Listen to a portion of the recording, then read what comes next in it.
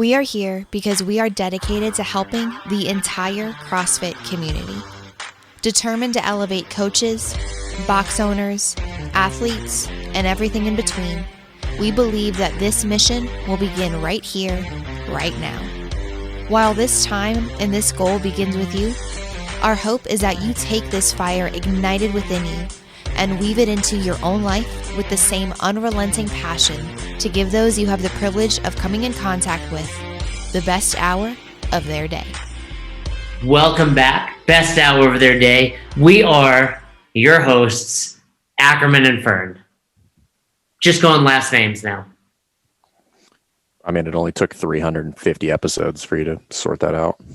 And when you see our social media, you often Which I don't know. I don't know why that's weird, because in the entirety of the time that we have known each other, I'm not aware of anybody that has referred to us as anything other than Ackerman or Fern. You are almost exclusively known by your last name. I'd say I get a mix. I get a mix of both. Okay. We are the Lennon and McCartney, if you will, of podcasting. You know, it's I'm clearly, I wish I could say that's the dumbest thing I've heard today, but it's not. It's not the dumbest thing you've heard today? Nope. Hey, so before we dive into our topic of referral programs, we've not touched upon hashtag Fern does Fran. I mean, let's touch upon it, if you will. Yeah, for those that didn't see it, the full video is on our Instagram, on our IGTV channel, as well as our YouTube channel. We should also touch on the fact that you have not done it yet. You know, we're partners. Right. And I think we need to draw the line, you know, at certain spaces. I feel like 80-20, just like everything else we do. I'm 80, you're 20. Yeah, you do 80% of the load, the work, and the workouts. No, I considered it. We're like Mad Max Thunderdome, the machine, and you're that little guy that I carry around on my on my shoulder. You know who else was carried around on their shoulder? Yoda. And I'm the Yoda to your Luke Skywalker. I mean, I am the master. And I did consider doing it. It was maybe a week ago. You know, people are probably listening to this a couple weeks later, but I think it was a week ago Monday, and I woke up. I was like, I'm going to do Fran, and then I just decided against it. I had no one to encourage me. I didn't want to go to the gym and do it by myself. I did the class workout. But I have tooted the horn of Jason Fernandez over the last couple of weeks. I mean, impressive, 234. Were you shocked? Yeah. Quite honestly, I was shocked. I appreciate your honesty there. I didn't doubt your fitness. I know you're, former Division I athlete. That goes without saying. But I do think it's fair to talk about how long ago that was, just in general. Well, you're just recently turned 40, so it's probably at least 16 years ago. 16 years ago. That means you were in college for 8 years. But a lot of people go to college for 8 years. They're called doctors, but still. I'm a doctor. I'm a doctor of CrossFit. I do think level 4 should be considered a doctor. A doctorate. You have a doctorate in CrossFit. Okay. Yeah. So all right. I didn't doubt you can go hard, but like we've discussed, the difference between 3 minutes and 234, while it doesn't sound like a lot, 26 seconds in a 3-minute workout is devastating.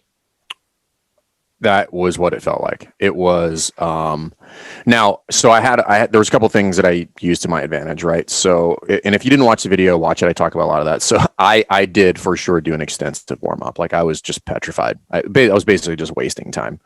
But I knew I was like, hey, if I'm really gonna go fast, I need to move well, right? So I basically really wanted to get my hips ready to go, hips, knees, ankles, so that the squat was the easy portion, right? Pull-ups are kind of my jam. I don't need to do a ton of work there. I've just got 12 years of doing pull-ups and CrossFit under my belt. That's what falls in my wheelhouse, and thrusters kind of do too. But the squat was what I was worried about. I want to make sure my legs were ready to go, that my positions were good, so I could just move well, right? It doesn't mean I move perfectly, but I wanted to move well for me. the other thing that I did really quickly, and I put this in the video too, is I just touched a heavy thruster, not intended to be a heavy day. This was intended to literally aid the Metcon portion of it, right? So this was not a strength portion. This was like, I hit like 135, 165, 85, 205, and I was done. That was it. I just wanted to make the 95 feel really light so that I could push and pull. And then experience was the last thing, which was if I knew if I could push the pace, I could largely get ahead of the pain. Right. So 3 minutes is roughly where that's really going to start to kick in. I knew if I could get there prior to that, I would be okay. Now that's not going to mitigate what happens after that, but I was like, I'll deal with it afterwards. But I knew if I could get there in under 3 minutes, or I knew if I could, and I put this in the video, I knew if I could get through the 15 at the 2 minute mark, and I'm pretty sure I did it in exactly 2 minutes, I would be able to suck it up. However, I almost missed the pull-up bar when I jumped on the 9. Like I couldn't jump 4 inches to get there, and my grip was smoked. Like I almost came off on the pull-ups for 9. Yeah, going back to what you said about getting ahead of the pain, that's kind of a reference I've told people. In my best ever Fran, I think was 246. That's what I told people. It's like you're running and you're just trying to stay ahead of it because it'll catch you after. It's like a sprint on the assault bike. Right. If you can finish before the lactic acid starts to just flow through, and that's why we've all done those workouts where you're like, I'm fine. And then all of a sudden you're like, I'm not fine. I was definitely not fine afterwards. Yeah, and you threw up.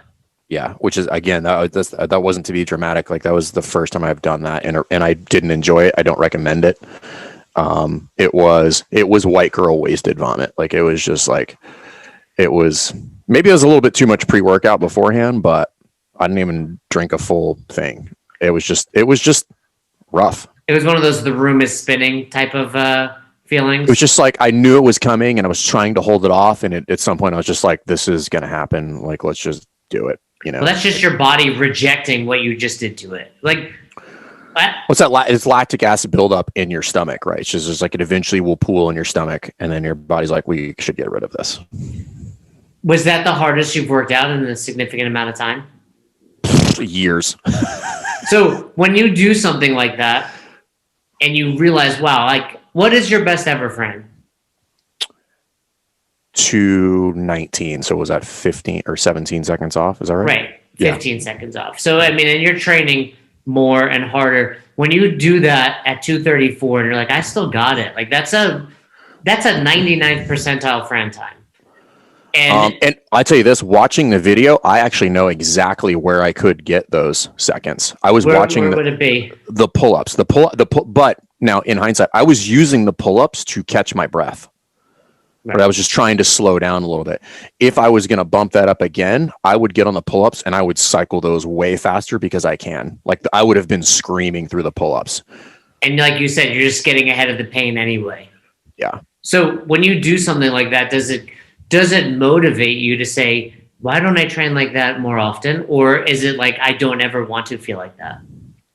It's probably a mix of both. It's probably a revalidation of things that we've talked about here, is that like as fit as I may not feel at 40, kind of training semi irregularly, it's still there. Right. And this is for everybody. It's just, we live in this bubble in CrossFit that we have this completely unrealistic expectation for what fitness should be or should act or really looks like, not realizing that most people walking around that can do a 4-minute Fran are probably the fittest people in most rooms. So for there, I'm just like, I'm good. Like I've got the capacity that I need in the event some crazy shit goes down and I need to do what I need to do. But down the middle is just like, hey, I should train a little bit harder, but not to that extent. Like there's no need for me to do that to myself. Like I took 5 days off after that. Well, not because I need to, but because I went on vacation, but that was my follow-up. I want to know, one, how messed up were you for the remainder of the day? And then 2, how sore were you after? 2 hours afterwards. And honestly, I wasn't that sore at all afterwards. Because I had put in I had put in, I think earlier that week, earlier in the week, I'd put in like a pretty hefty assault bike workout that had kind of crushed my leg. So I was kind of ready for that. So physically, I was fine moving forward. Like I wasn't super sore at all afterwards. Emotionally, I was devastated, but for about 2 hours afterwards, I was kind of a wreck. I was just like, yeah, we got on a call shortly after, and you were, I mean, let's be honest, you're never that valuable on a call, but you were even less, coherent than usual. Yeah, I was not prepared to do high cognitive skill things, All right, so for those that haven't watched the video, go check it out. But any last words on it? Lessons. No, I think I put it in the video, which is I stand by the statement is I don't know what the return on that was. Right. So right. Where do you feel like, okay, I would have gone to this time, 250, 255, 330, and feel like same value out of that workout? 3 to 3.5 minutes, potentially even 4. Right. But 4 is probably like a little bit long, but like 3 to 330, I think the same value is still there. I don't know that my respiratory rate is going to get any higher. I don't know that my heart rate is going to get any higher between 230 and 3 minutes. The lactic acid buildup is just going to happen at a significantly higher rate. Right. Which is what makes it so terrible. So I think the value is definitely there. Outside of that, like if you want to go faster, realistically, you just need to be stronger, probably. Like the thruster should feel like an empty barbell. Like I wasn't moving slow. No, you definitely were moving slow. I was pushing and pulling the barbell, but like the only way to go faster is literally to go faster, right? There's like, with the exception of like, I wasn't going to get a ton more I'm not going to get a ton more with regard to efficiency. The transitions were, I don't know, 3 seconds on the long end. Unbroken. Right. Everything's unbroken. 3 seconds. I could clean up on some transitions. I didn't waste any time. Outside of that, it's just, the pull-ups, right? 45 pull-ups done faster can buy you 10 seconds pretty easily. So you say, 3 to 330, even 4 minutes, and you're getting the same results for the most part. Where do you think you could have slowed down to? What time to push that, but walk away from it fine? 3 minutes. I think 30 seconds, because I did it like 2 months ago and I was fine. So that 26 seconds is really tremendous. It's tremendous for something like that. It's the difference between running, again, we can go back to the 400 meter reference. It's the difference between running a 90-second 400 and a 60-second 400. Right. On one, you're almost, that's still, both of those are fast for me. But yeah, but on one, it's almost like, hey, I'm in the middle of a workout and I'm actually recovering at this pace. And well, a 90-second 400 in a workout is actually right. That's fast. You're not slow. However, a 60-second 400 is, don't get me wrong, it's not world class. However, it probably looks to the layperson like you're running from danger. Yeah, it's like second 400. And it's almost, another reference, because you can see these numbers, would be a 215 500 versus a 145. Although neither of those is incredibly fast, you're probably not pulling a 145 mid-workout repeatedly, but you can, and it would leave you a little exhausted. And you would be functional after 145 versus, you wouldn't have to go that far. Like a row of 125 400, make it 20 seconds on the row. A 125 for most people, non-functional afterwards. Yeah. So interesting stuff. Good observations. Kudos to you for actually, putting your body where your mouth is, so to speak. And like I said, I'm impressed, man. 234 at 40 years old. Once a D1 athlete, always a D1 athlete is what I've said. Still got it. You still got it. Still got it. Let's take a hard left and talk about referral programs. Right, this is the time of year.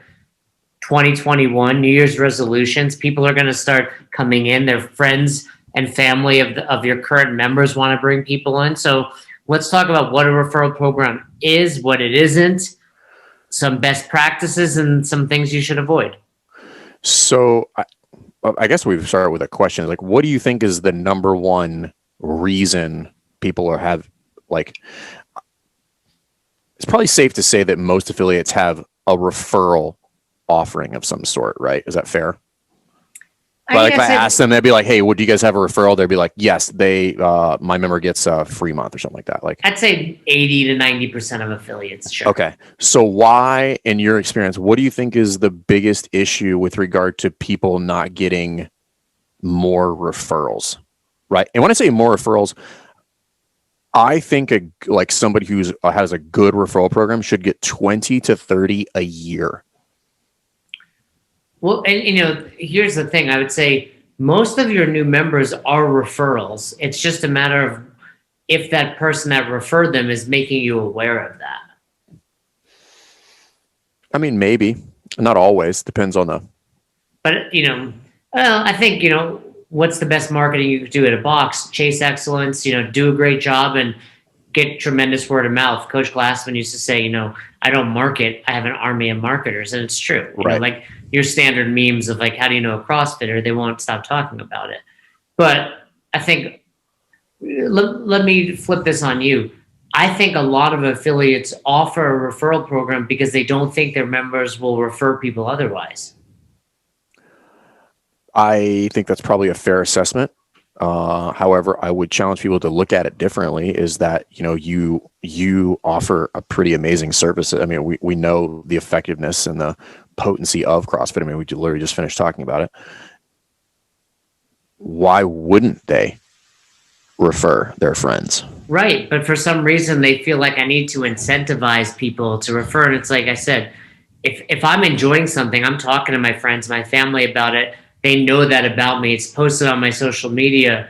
It's out there. You're putting out end of 2020 letters. You're like, hey, I'm sure in your end of the year letter, it talks about how Chappie did this, Logan did that, Fern did a 234 Fran. It's all, Jess put it all together for the family. I got the letter. The Shutterfly, yeah. So I think kind of the hang up is they're designed wrong, right? Like the actual offering. So there's two pieces to this, right? So let's first talk about there's a difference between a referral offering, like this is what people get, and then a program. And I think we may have touched on this before. A program is what feeds people in to this kind of like funnel, if you will. I don't love the term because it has this weird Facebook marketing campaign thing attached to it, but that's not what we're talking about. And then the actual offering, which is like, what do people get for it, right? So most gyms have an offering. Very few of them have an effective program that systematically and intentionally puts people in a position to make a referral. That is usually the missing piece. Now, a lot of times before that, the referral offering is just not really that great. So typically the kind of if you're going to stumble your way through this, and a lot of affiliate owners who are listening to this are probably going to be like, you're going to fall in this category, because this was me for a long time.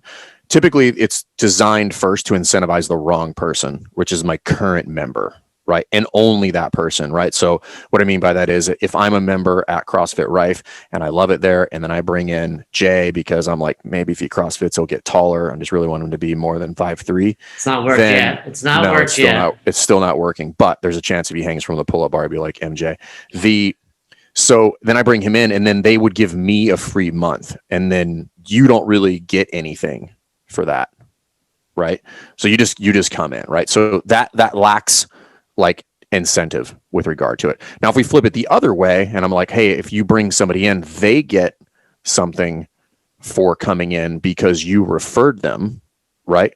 I think that's mildly better, right? Because I'm incentivizing, I'm kind of lowering the barrier for this new person to come in.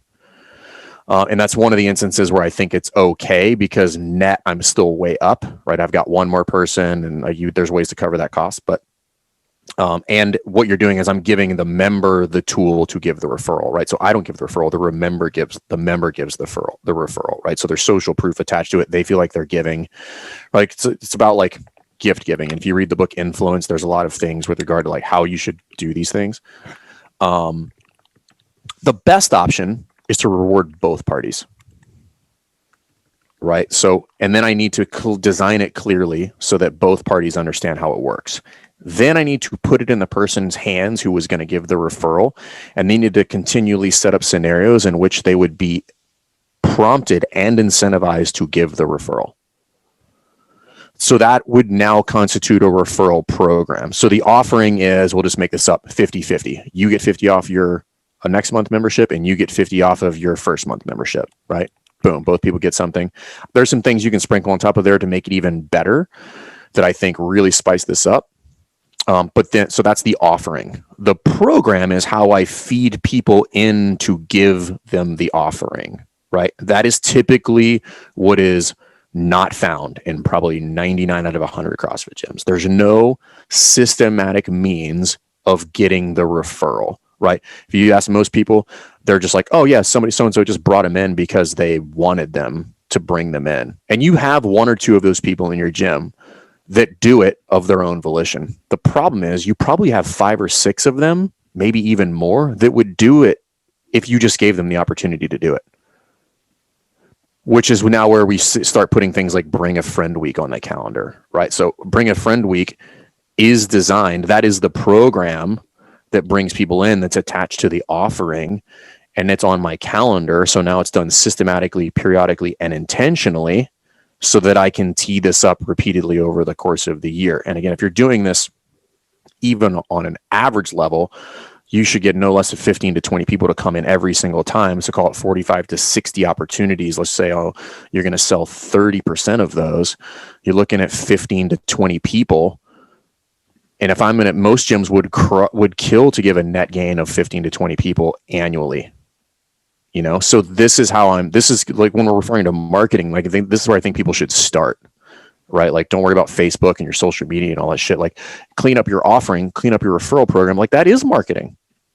And now I need to put it in people's hands and communicate how they should be able to do it. Well, I'm going to break right there for a second. We talk about Bring a Friend Day, Bring a Friend Week. Where do you think people go wrong there? I don't think day works. I agree. So I was hoping you'd say that. I think there's two major problems. The first one is the duration for the event is too short, so like a day. The second one is the frequency is too high, right? So a day every week or a day every month. I think those both are recipes for failure because it like waters down the importance of it. And it's not a thing anymore. It's you don't actually end up making it an ordeal. It's just something that sits up here on the calendar that never actually gets in attention. So it very seldom gets enough traction where it's like where it would be deemed effective.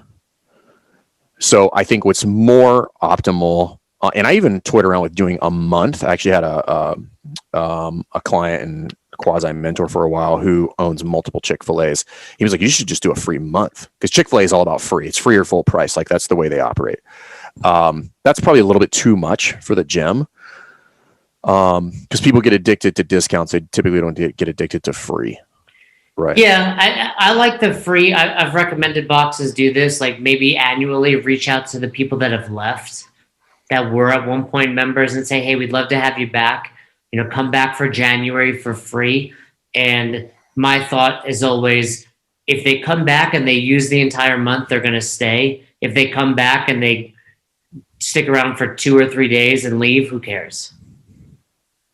Yeah, I would probably find something in the middle or something that was completely unique. Be like, hey, I want to give you like a free, like create a program or something, like a free jumpstart program or something like that. Something that's not going to bring them in,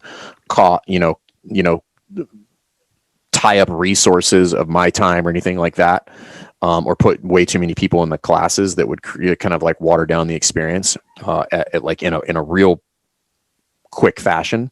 So there's a lot of different ways you can do that. And there's other ways to bring those people back in that don't involve giving them free. Like, just reaching out to them and just be like, hey, it's been a while since we've seen you. Just wanted to check in and see how you're doing. Is there anything I can do for you? And you'd be shocked. Like, if you send that out to 150, 200 people, 10 of them will probably respond and be like, I've been waiting for you to send this email. I want to set up a consult to come back in. Mm-hmm. Right. Like they're just begging for an excuse to come back into the gym. Right. You just haven't done the work to just literally reach out to them and be like, hey, we got some new stuff going on. If you're interested, let me know. Happy to sit down with you.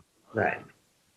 So that's the big thing with regard to referrals. And I really wish people would and this is not like rocket surgery, right? Like there's nothing crazy complicated about this. It's like package the offering correctly and then do it systematically on a calendar, right? That constitutes a program now, not just an offering. And the offering absent of a program typically is like, so I would, if you're looking for a litmus test, if you're not getting one referral a month, you do not have a program. So let's look at it. What are the best practices? What does CrossFit Rife do right now for referral? And I think, one thing you've already mentioned, and I've heard you say quite a few times, is both parties need to be rewarded. Yeah, so I've kind of worked my way into that. So I kind of a couple years ago, I kind of had this thing, and I made a video on it in Jerk Block Talk on the YouTube channel I used to have. That was kind of like when you incentivize the wrong. So two things. When I incentivize my current members, there is a difference between not taking something from somebody and giving them something. So the difference would be, hey, I'm not going to take the shirt off of your back, Jay, or I'm going to give you my shirt, right? Those are two entirely separate scenarios. My recommendation is do a little bit of both, right? So you could do something like, hey, you're going to get whatever the number is, $50 off your next membership, and I'm going to give you a gift card of some sort, right? I think the giving of something is actually the thing that really spices this up. I think that just discounting, and some people might be a little butthurt about this, I think it's lazy, and I don't think it's lazy because people are lazy. I think it's an ignorance type of lazy. They don't know that there's a better way to do that. Yeah. I think that's most box owners, right? I don't think there's inherently lazy box owners, but they're out there. But I mean, like, I just think most people like when you don't realize it's lazy until somebody's like, yo, that is lazy. Like, I'm not doing what I could be doing. You know what I mean? So what are some other things you do? I mean, I've seen charts that are at the box with like gold stars. I've seen, get to 5 and get this tremendous prize. And, and it is one of those things where don't be afraid to make the referral fee or prize or whatever you want to call it valuable, because if this person stays, that's thousands of dollars for the box over the long term. Yeah. I mean, I don't think you need to get crazy with it. I think, I do think it should be, I don't know, not necessarily 50%, but like, it kind of depends on where your price points are too. Right. So like, we have to factor in a lot of things, but start with something that you feel comfortable with, right? Start with like giving to both parties. Let's just say let's just say 50%, right? Let's just say 50%, off for both parties, right? And there was no entry cost coming in. So if you just join, you just start a membership. Let's just say it's 50%. That's a net zero. 50% off of your membership, and you get 50% off your membership makes one membership, right? So that's kind of lowest barrier offer that I would give, right? Everything else, I want to dial up something that even with the discounts, I'm net positive, and then the following month I'm up 1.5 members roughly. So assuming I have some sort of onboarding process, I'm not going to discount the onboarding process because I don't want to discount that value, because it's typically if done well, some sort of one-to-one scenario. But I will discount the month that they start, right? When they go into whatever their membership is. So you would say, hey, our 3 introductory classes cost $250. You still have to pay that, but then our membership is typically $200. Your first month will be reduced to $100. Correct. Now, the other reason I wouldn't discount the whatever the entry cost is, whatever you want it, foundations, fundamentals, whatever, is because typically, if done correctly, like, if you're the person that does it, then it doesn't matter as much. Now, if you have other coaches that are involved in this onboarding process and I'm paying an hourly rate for these things, in my personal opinion, that hourly rate should be higher than what they would be paid for a group class.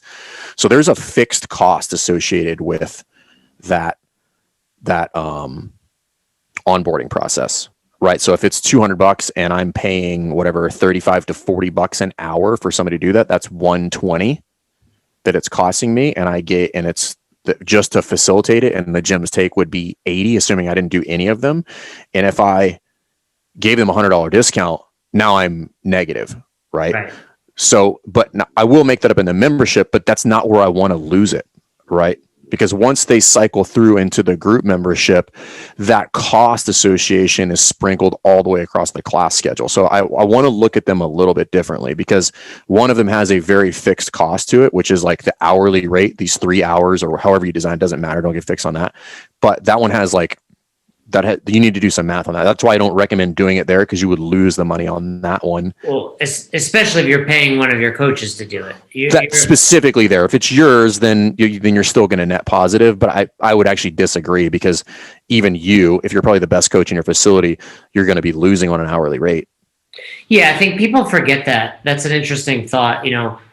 When you're discounting your time, even though you may still be making money, you're actually costing yourself money. And, one thing I've really tried to implement into my own life these days is working on things that A, are important to me, important to my business, and B, have a financial return, or C, I should say. Too many people are like, try to keep saying A, B, and C. I hate when I do 1, 2, 3, A, B, C. So, too many people try to almost, it's like you're protecting yourself. I see this in the entrepreneurial world, small business world. I'll stick my hand in numerous buckets, and then all of these buckets are done poorly, versus I'm diving all into this. And, when you discount that hourly rate, that's something to consider. Like, oh, great, I'm still making $50 an hour. Well, now that's what your value is, versus I charge $100 an hour. You try to get that same client a year later to do a personal training session, they think your value is $50. And so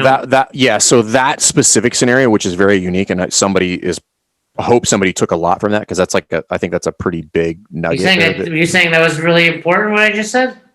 No, what I said and then you reiterated is what I said. Yeah. Well, I try to repeat what you say to sound intelligent. No, I know. I think everybody's picked up on that. No, but I think just where you place the discount matters, right? So they would place it on the intro portion of it, but that's costing me money, because it's assuming that I have other coaches involved in the process. So I could lose there on the hourly rate, where it makes more sense to put it. It also devalues that specific thing, right? Because if I've designed this kind of member intro experience, I want that thing to maintain its value, because it should be like an experience. It should be a lot of one-on-one interaction, a lot of things thrown on top of it to really bump the value up.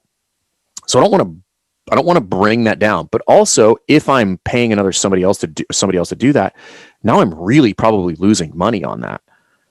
Now I'm paying out of pocket. And yes, I'll make it on the back end, but it's totally different when I have that 1 hour of their time allocated to 25 people versus 1 hour of their time allocated to one person.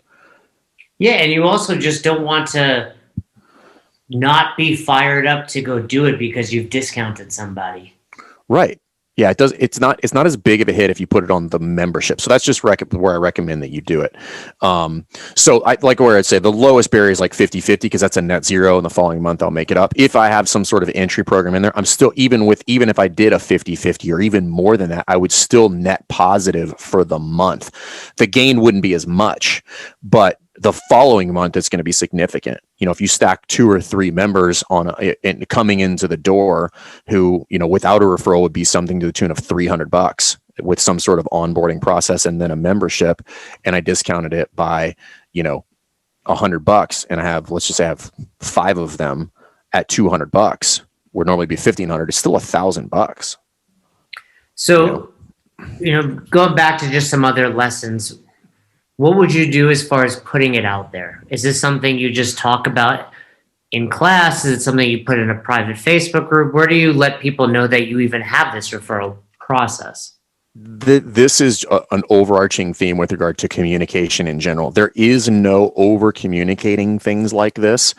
I will tell you where it sticks a little bit more is when I attach it to an event. Right, like something like Bring a Friend Week, because now it has relevance. If you just throw out into the ether that I've got a referral program and this is how it works, we all know. And somebody dropped this in our private Facebook group the other day. It's just like, hey, where should I communicate with people? And my answer was everywhere. There is no place that you should not communicate with people, particularly on certain things.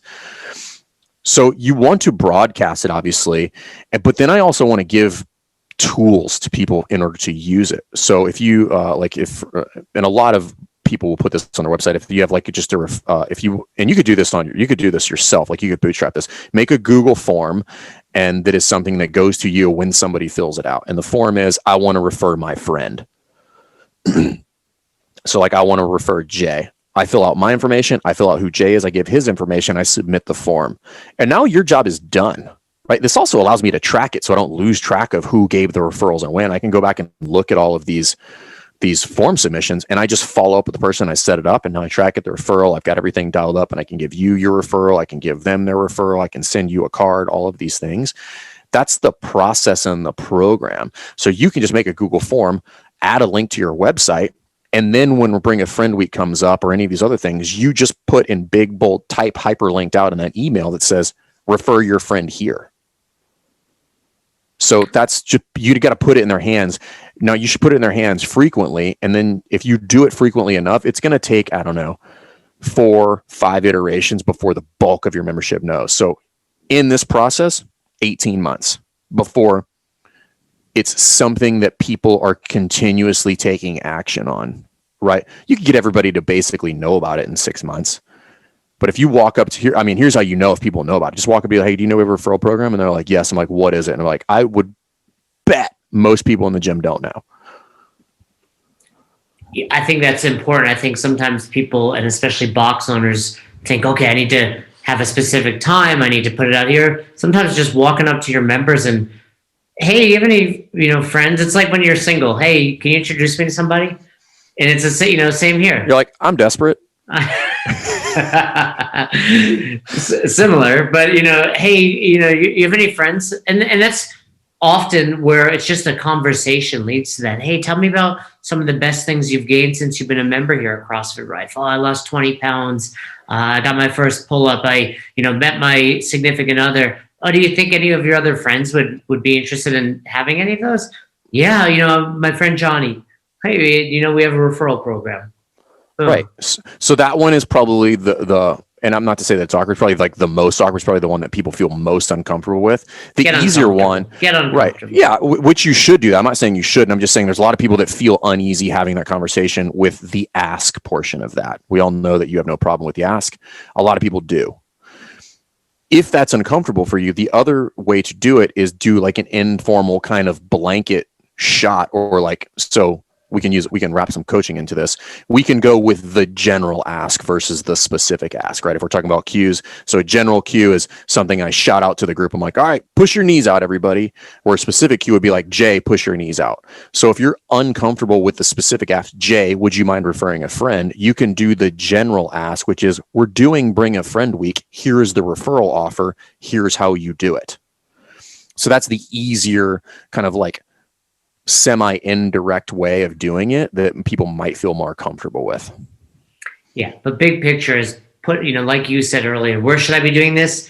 Anywhere and everywhere possible. This is your business, and every time you put it out there, it's potential for your business to do better, not just, with more members, but financially. So you should be investing in your business, and that's part of it. What about maybe one or two things you've seen people do that we should avoid? I think I very seldom see you get a free month off work. I don't know why, but I very seldom see it work. And I think it goes back to what I said earlier, is like, me not taking something from you is totally different than me giving you something. And I also think that if the discount is too much, I think everybody doesn't find it valuable. Right? Like if it's so valuable, they're just going to give it away. I'm like, it can't be that good. It is kind of my thought. Like, I'm pretty sure Chick-fil-A gives chicken sandwiches away for free, like every Wednesday or something like that. Like, really? I think you get a coupon there. I'm like, but I'm not going to get that. But I'm not going to get that because I don't think that particular chicken sandwich is that great. Like, I might go get a chicken club sandwich or something like that with some Colby Jack cheese and a large fry.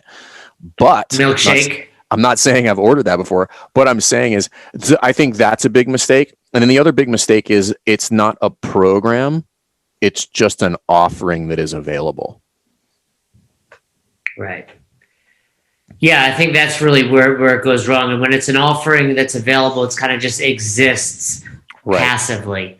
Where if you have a referral program, it's active. We're talking about it. Your members know about it. And there's no better time than right now to really dial it back in, because you'll be listening to this a few days after New Year's, which to me is actually better than December. Everyone has their resolutions. People are going to join cheap gyms, Globo gyms for $9.99. You can't compete with that. And then when they realize, hey, I'm not showing up at this Globo gym, or I'm not working hard, or my friend's over here losing 20 pounds and I haven't dropped an inch, then they're going to come to you. So it's okay to be, 2 weeks into the new year. I think that's really almost ideal. And there's no wrong time to fine tune your referral program, but don't feel like you have to rush it. We had this conversation the other day with someone in an affiliate university. Don't rush, do it right, and that's what's going to work. Yeah, agreed. Yeah, you've got time. All right. So if you want to learn more about referral programs, if you want to become a better coach, or you want to be the best box owner you can be, hit us up, Affiliate University. We're going to open more spots in the next coming weeks, so you can check out our social media. There'll be a link there for you to book a free call, figure out if we're a good fit for you, you're a good fit for us, and we can help you become the box of your dreams, right, Fern? Hey, you're going to have the best hour of your day. So you never miss an episode of the podcast, subscribe to our YouTube channel and on all major podcasting platforms at Best Hour of Their Day. Thank you so much for tuning in and for being a part of the best hour of our day. See you next time.